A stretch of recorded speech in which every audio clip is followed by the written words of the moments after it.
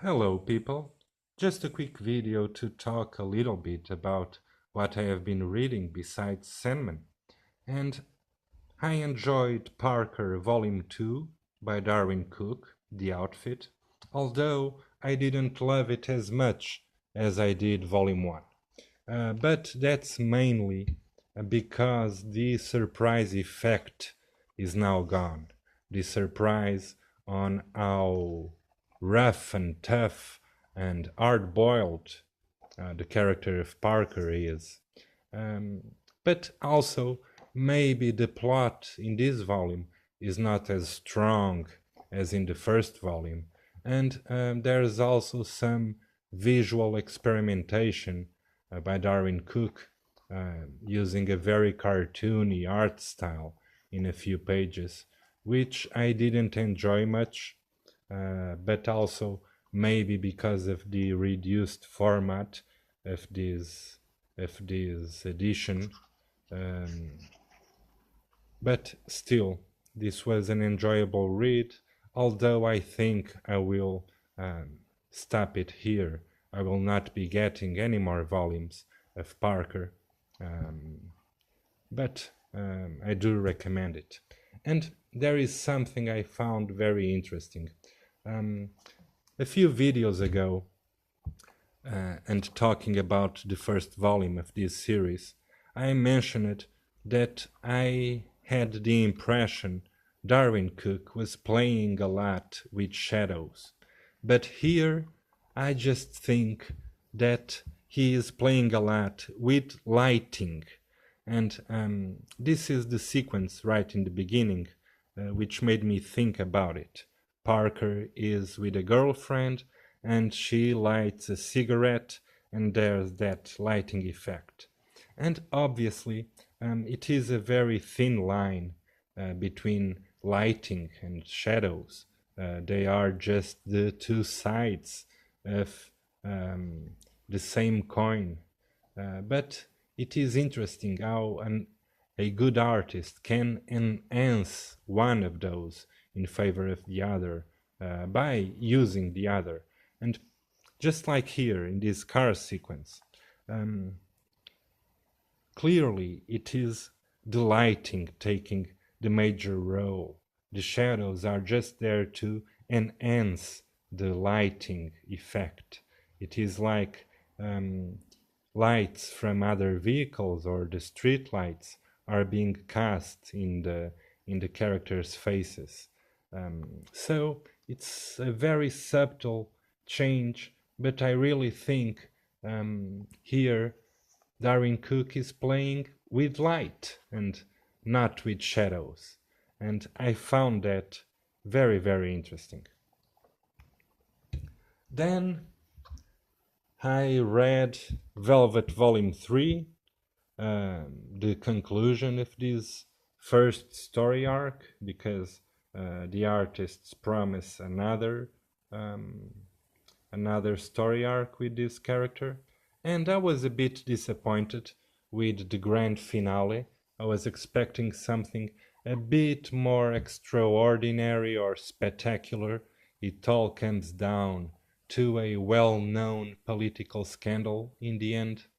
But still, it was enjoyable, although I cannot highly recommend it unless you are a really big fan uh, of spy stories. The art is okay, it's very detailed, um, certainly based in photographic references, and it does feel a little bit like a photo romance or a photo novella, and Brightweiser's colors just enhance that effect, but it's okay with me. Um, Now, I probably shouldn't bother you about this, but I have been developing a very personal pet peeve with um, Ed Brubaker regarding pipe smoking. And I am a pipe smoker, so I tend to notice it. Um, and it started in Fatal, uh, where there was a character in France during the 12th century smoking a pipe, and that's way before pipes existed, and like 400 years before tobacco was introduced in Europe. So that was pretty flagrant. And here in Velvet, my problem with it is much more subtle. It's Director Manning is always smoking a pipe throughout the series, but it is always the same pipe, and that is very, very unlikely. I won't bother you with details, but any pipe smoker would have a variety of pipes which he would rotate frequently because pipes gain some moisture because of the condensation of burning tobacco, and that moisture can be damaging the pipe and producing a somewhat foul taste in the smoke. But that's something that only 0.0001% of Brubaker readers would notice. But I do, and now you know it too. So shame on you, Ed Brubaker. Just do some research about pipes and pipe smoking. But then I really enjoyed the third volume of Southern Bastards by Jason Aaron and Jason Latour, and here also with an issue by Chris Brunner. And this series didn't immediately caught me.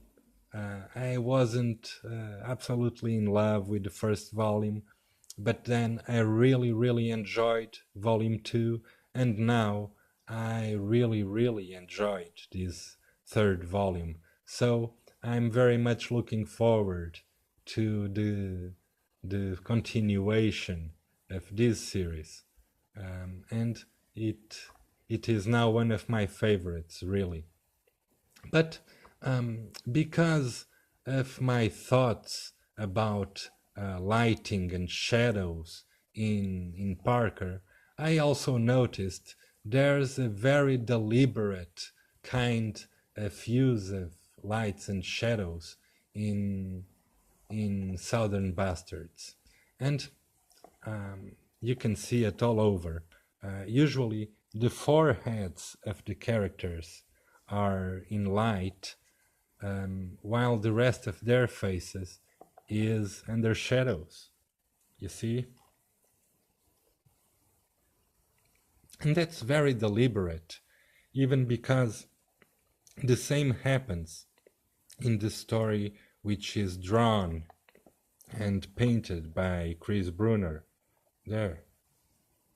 So it is a very deliberate option, and it's visible all over, not just in the faces, but it is easier to spot in the faces. And that's not very realistic, but at the same time, it is a nice way to enhance the emotional response of the reader and to give some more depth to the drawings. It is almost as if there was structural elements out of the panel, but which are casting shadows in the characters. And actually, that's one of the things we have to love about comics, how reality can be just slightly twisted to enhance our... Oops, I didn't even notice that panel. I'm sorry. Our reality can be just slightly twisted to enhance our response. I'm so sorry. Well, guys, thank you for watching. Until next time, bye-bye.